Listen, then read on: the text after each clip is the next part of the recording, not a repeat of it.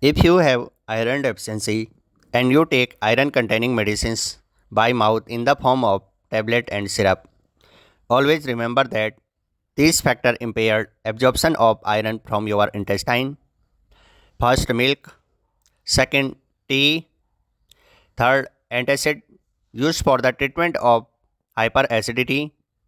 Fourth, phytate containing food like almond, beans, nuts, lentils, corn, peanut, and soybean.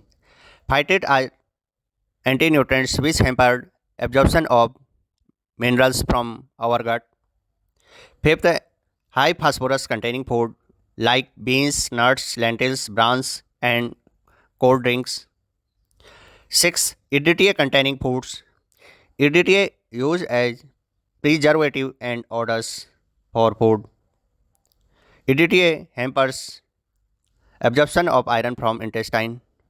These are the factors which avoid in the deficiency of iron in body.